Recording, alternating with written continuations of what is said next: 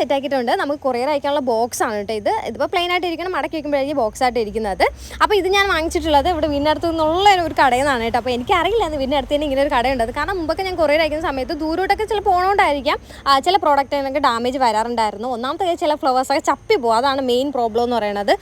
പിന്നെ ഉള്ളതെന്ന് വെച്ചാൽ നമുക്ക് ഇങ്ങനെ നമ്മൾ അയക്കുന്ന സമയത്ത് ഇവരിങ്ങനെ സാധനങ്ങൾ എടുത്തറിയുക അല്ലെങ്കിൽ അങ്ങോട്ട് ഇടുക ഇങ്ങനെ ഇട ചെയ്യുമല്ലോ. അവർക്ക് അറിഞ്ഞൂടല്ലോ അതിൻ്റെ അകത്ത് എന്ത് സാധനമുള്ളൂ. നമുക്കെല്ലാം അറിയാം കുറച്ച് സൂക്ഷിച്ച് കൈകാര്യം ചെയ്യേണ്ട സാധനമുള്ളതെന്നുള്ളത്. അപ്പോൾ അന്നേ വിചാരിച്ചതാണ് ഇങ്ങനൊരു സാധനം വാങ്ങിക്കണമെന്നുള്ളത്.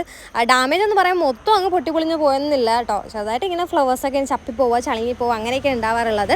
അതിന് ഫൈനലി ഇപ്പോൾ വീടിൻ്റെ അടുത്ത് നിന്നുള്ള തന്നെ ഒരു കടയിൽ നിന്നാണ് ഞാൻ ഇപ്പോൾ വാങ്ങിച്ചിട്ടുള്ളത്. എത്രയെന്ന് പറയുന്നത് ജസ്റ്റ് ഒന്ന് ട്രയൽ നോക്കാൻ വേണ്ടിയിട്ട് വാങ്ങിച്ചായിരുന്നു. സൈസ് കാര്യങ്ങളൊക്കെ ഇഷ്ടമാണ് സെറ്റാക്കിയിട്ടുള്ളത്.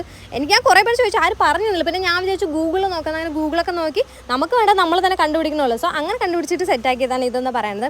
അപ്പോൾ ഇനി എല്ലാവർക്കും പ്രോഡക്റ്റ് ഉണ്ടൊന്ന് ഡാമേജ് ഇല്ലാതെ കയ്യിൽ കിട്ടും കേട്ടോ.